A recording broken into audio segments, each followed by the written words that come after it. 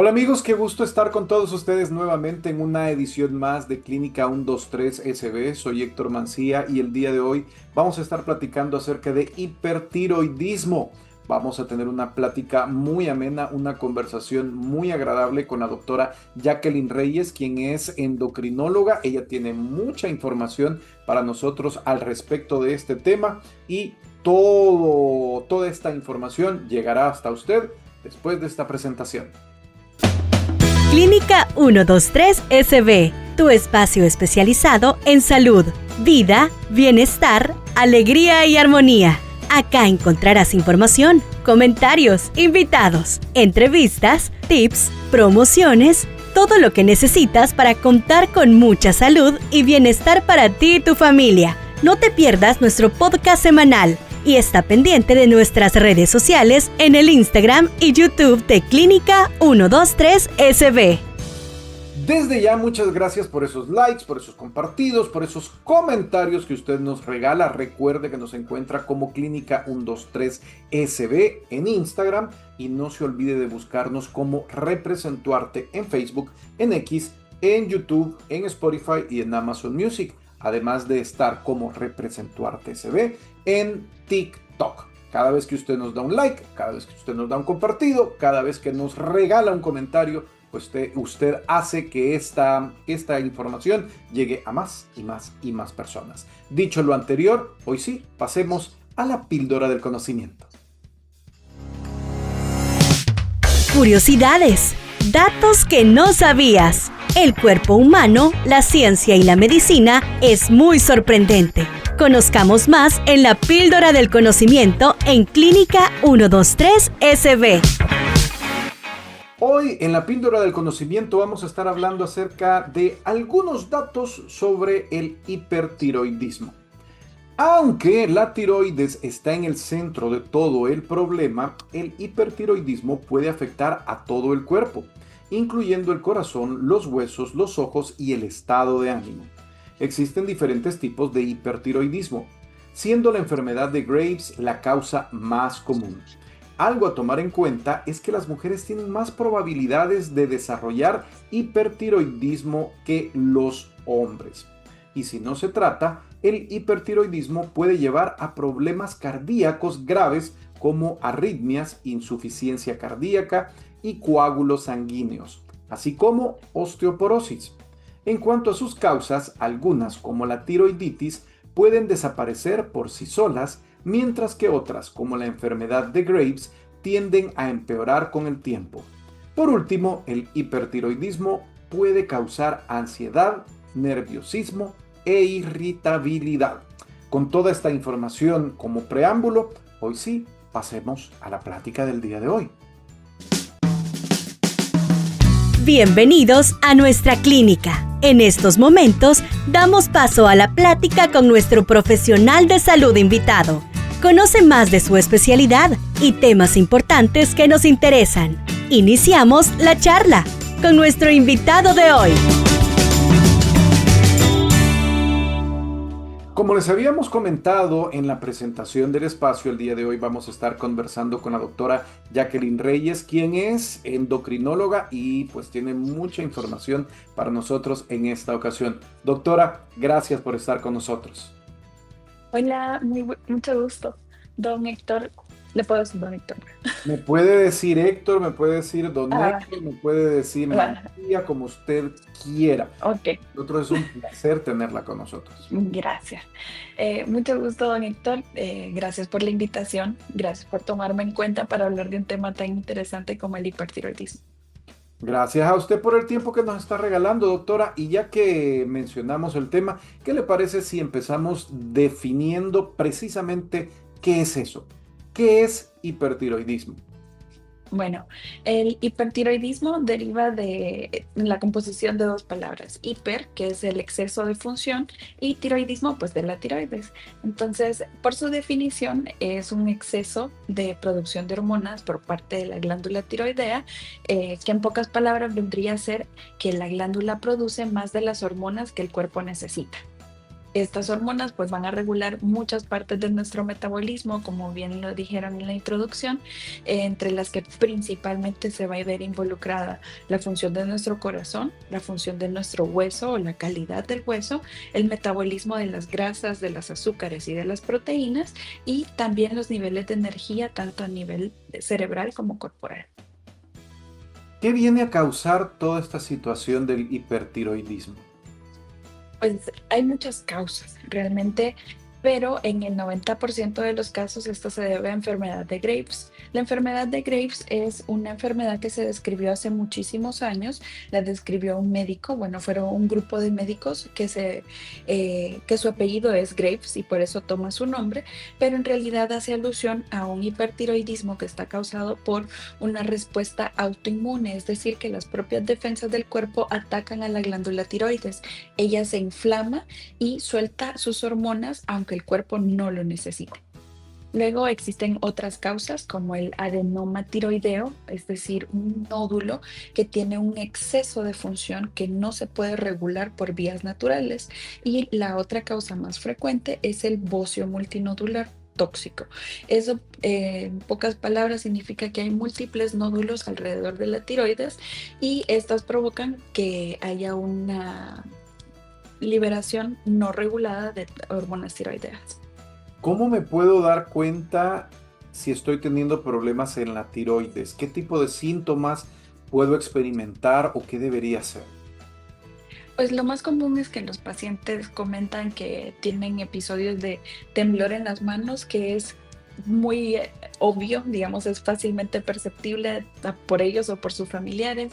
También pueden presentar pérdida de peso bastante importante, pero sin ninguna razón aparente. Por ejemplo, no estoy haciendo dieta, no estoy haciendo ejercicio y este mes he perdido 10 libras. O sea, no es perder 1 o 2 libras, es tener cambios significativos en el peso. Otra de los síntomas puede ser palpitaciones, especialmente en reposo, ansiedad, insomnio también puede estar presente, caída del cabello, y las mujeres pueden tener síntomas como alteraciones de los ciclos menstruales que pueden incluir aumento de la frecuencia de las reglas, es decir, veo mi regla más frecuente, o por el contrario, veo mi regla menos frecuente.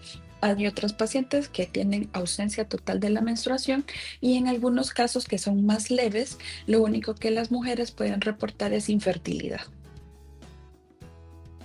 Esto del hipertiroidismo es más frecuente, vaya, lo mencionamos hace un rato que era más frecuente en mujeres, pero en el término de edades, ¿nos puede dar a cualquier edad? Puede ser un niño, puede ser un joven, puede ser un adulto, puede ser una persona mayor, o hay alguna etapa de la vida donde normalmente podemos ver más este tipo de cuestiones.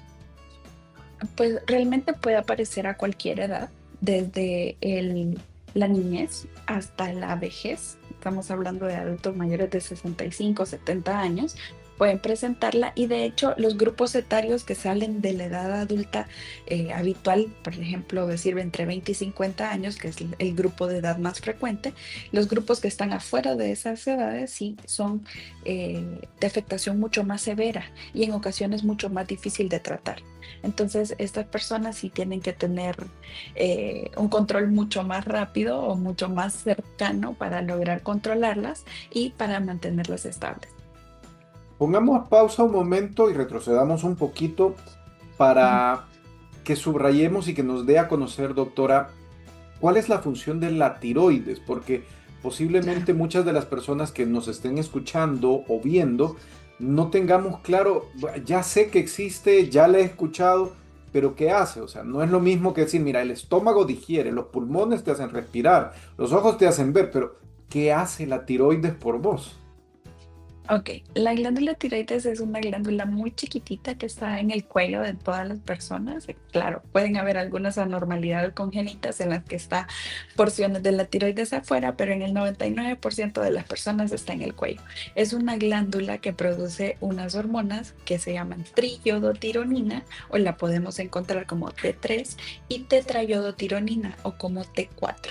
Estas hormonas van a dirigirse a todos los órganos del cuerpo, principalmente corazón, cerebro, músculos, piel y el tejido adiposo, ¿verdad? Entonces, ellas van a regular. Es como yo siempre que les explico a mis pacientes, les digo, es como quien le pone gasolina a un carro. Las hormonas tiroideas son quien permite funcionar y a la velocidad que va a funcionar todos los órganos. Entonces, cualquier enfermedad de la tiroides va a afectar todas las funciones en estos órganos que mencioné antes. Y en ese sentido, doctora, el tema del hipertiroidismo tendrá algo que ver con la parte de la genética o la parte de la alimentación, el estrés, cosas por el estilo.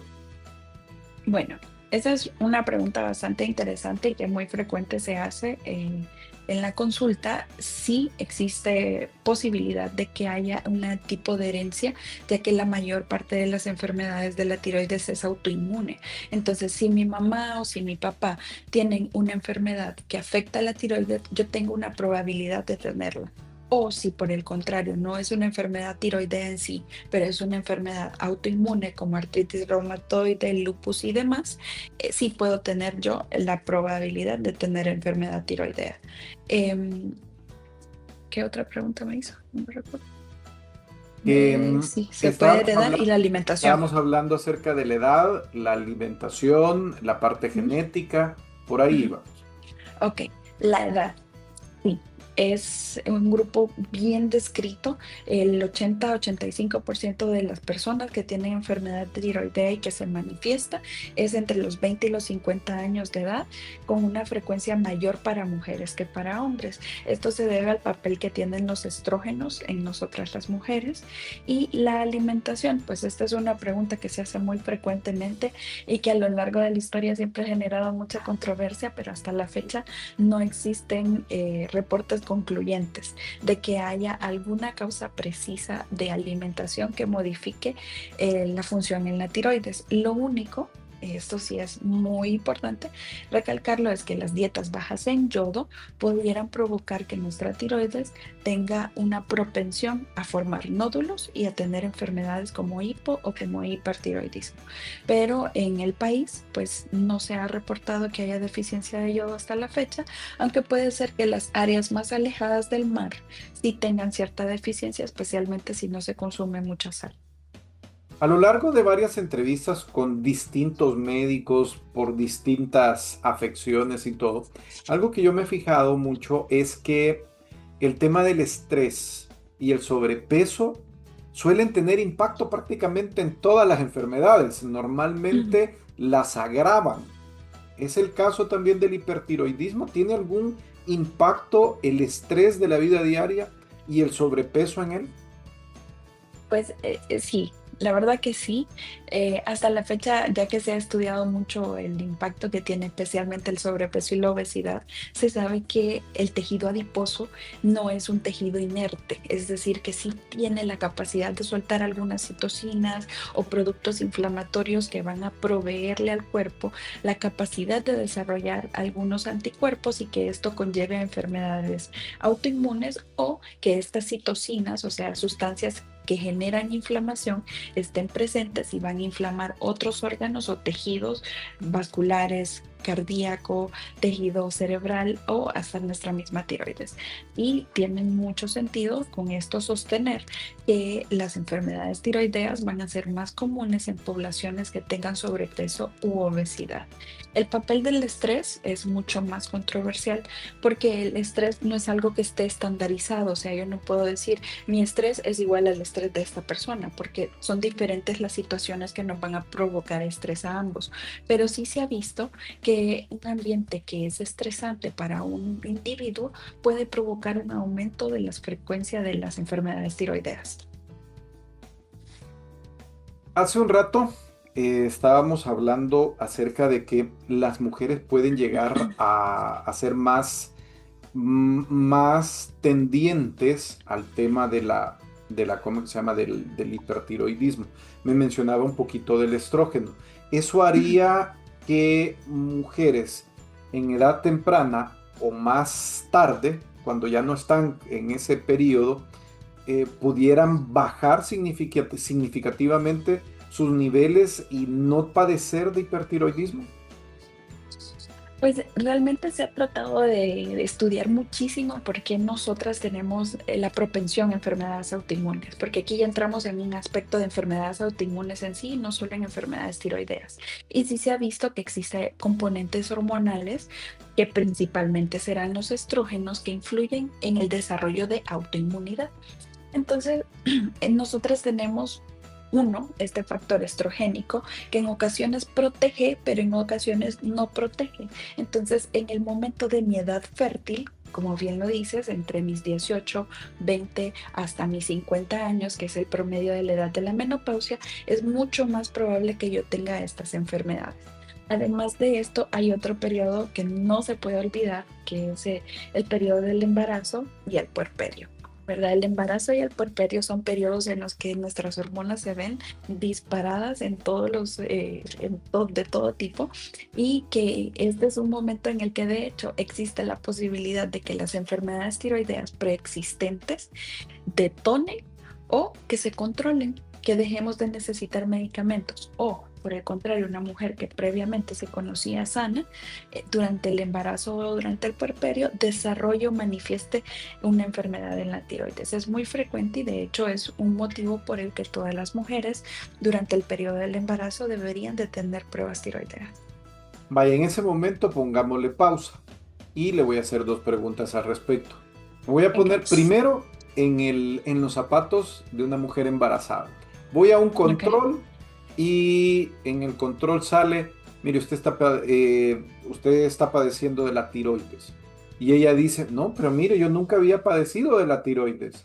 ¿Qué Ujú. sucede? ¿Qué Bueno, sucede a partir de ahí? lo ideal es repetir las pruebas, ¿verdad? Las pruebas de la tiroides es una glándula que, como ya vimos, regula casi que todas las funciones del organismo. Entonces, si yo tengo alguna situación que me estresa, una infección, un proceso de alguna enfermedad, aunque no sea grave, mi tiroides hace una compensación. Ese periodo puede ser transitorio. Entonces, lo primero que se hace cuando una persona presenta pruebas de función tiroidea alteradas es repetirlas. Una vez que hay una segunda alteración, definitivamente esto es una enfermedad de la tiroides y debe de ser tratada.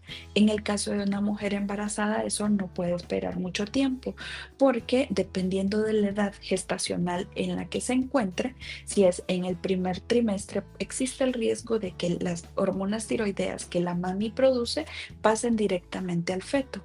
Entonces, por ejemplo, si mi mamá o la mamá, la paciente, tiene bajas hormonas tiroideas, mi bebé tiene que ser suplementado con las hormonas que yo le voy a dar a la mamá.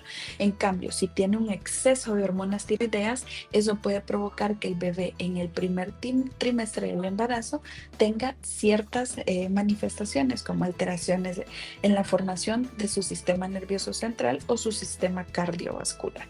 Entonces, el periodo del embarazo es muy importante, que estemos pendientes de la función tiroidea, porque es un periodo en el que no solamente vamos a ver afectada a la mamá, sino también al feto. Y esto debería de ser evaluado por un perinatólogo o ginecólogo junto con un endocrinólogo. Vaya, era la primera pregunta, el escenario de la mujer embarazada. Ok. Ahora vamos a la segunda pregunta. El escenario de todos los que no son mujeres embarazadas. Llámese mujeres, hombres, niños. ¿Qué sucede? Me hicieron pruebas, resulta que tengo problemas en la tiroides, resulta que tengo hipertiroidismo. ¿Ahora qué sucede? Pues idealmente vamos a una consulta médica en la que se trata como de tipificar en qué tipo de paciente estamos, ¿verdad? Puede ser un paciente que se conocía sano, que nunca en su vida ha tenido una enfermedad, que esta es primera vez que le pasa, que no tiene ningún síntoma. Entonces este paciente muy probablemente sea una prueba que salió alterada una vez y ya. Idealmente es una consulta médica y vamos a repetirla en el lapso de 4 semanas las pruebas.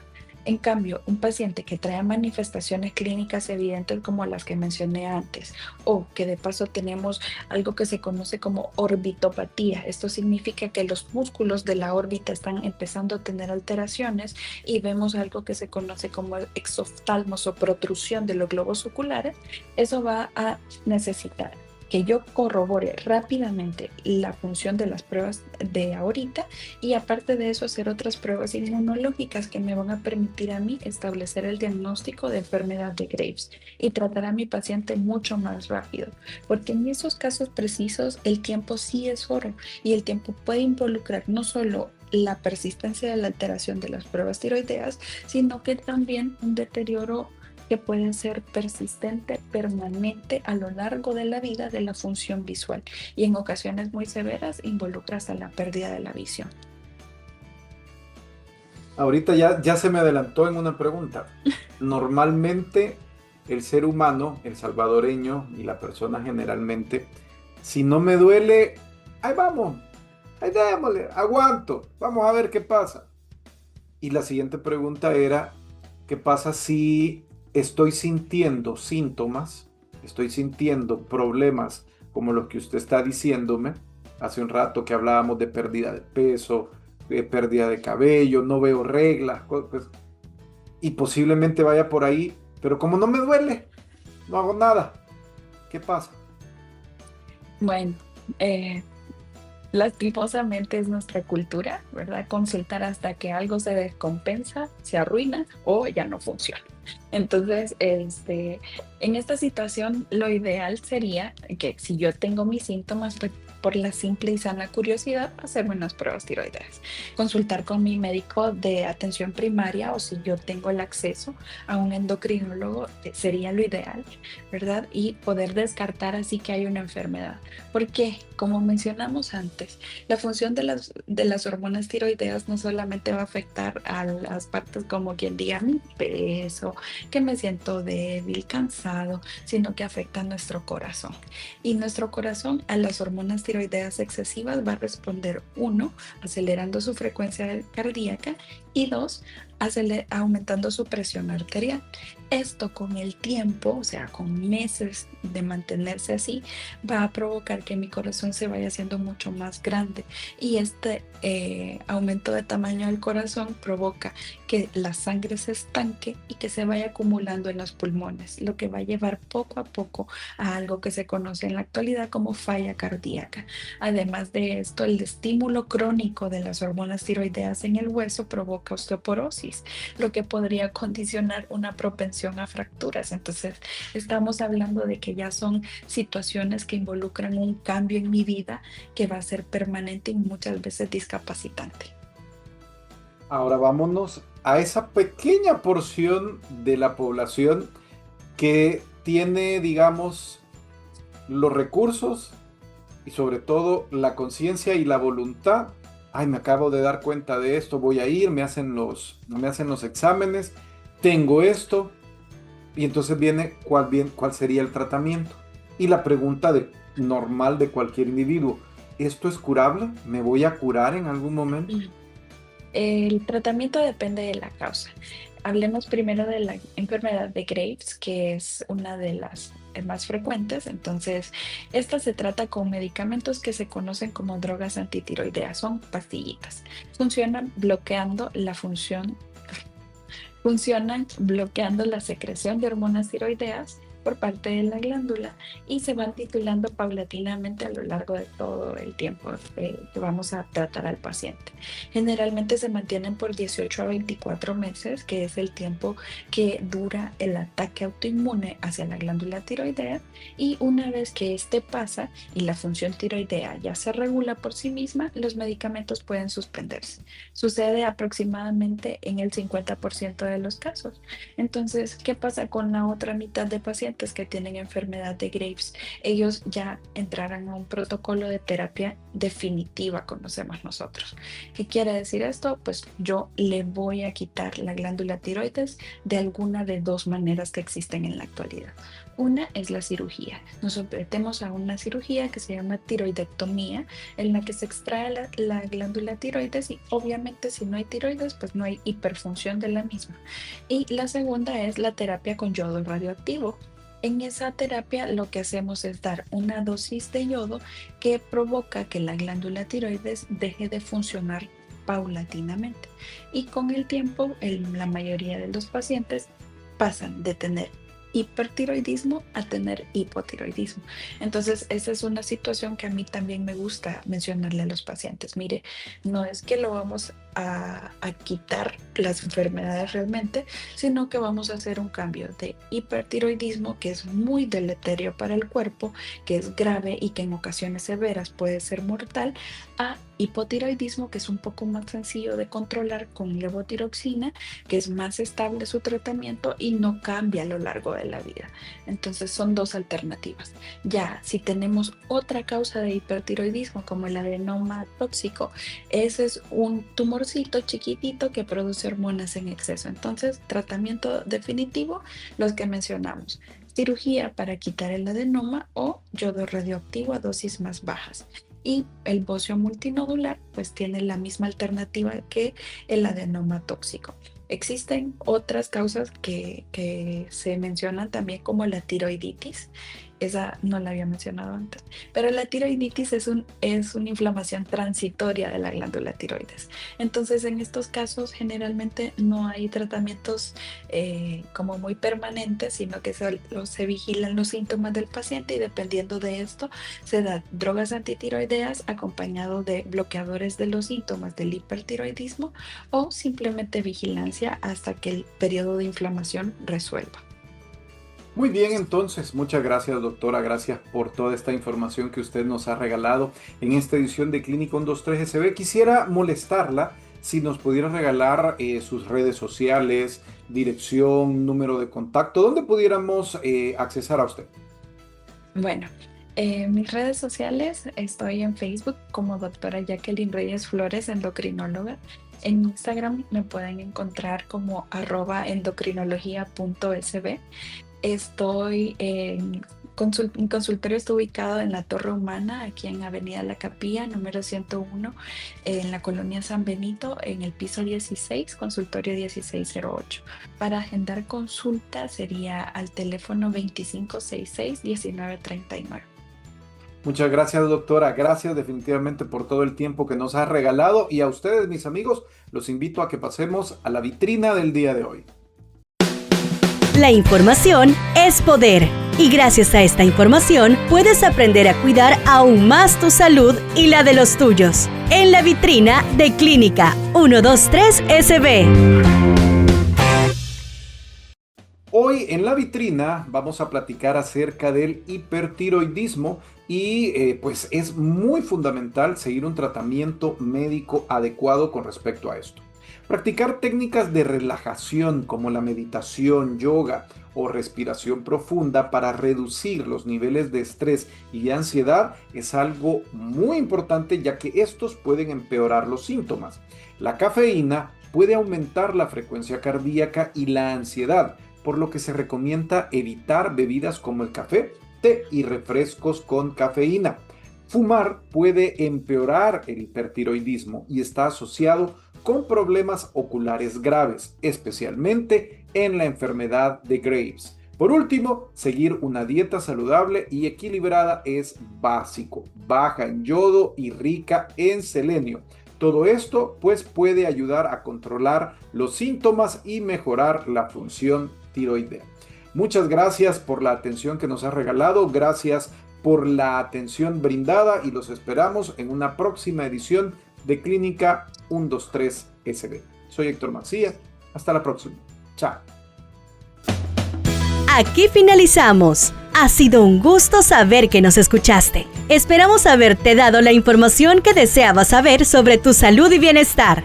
Te esperamos en nuestra próxima edición y también en nuestro Instagram y YouTube de Clínica 123 SB. ¡Salud!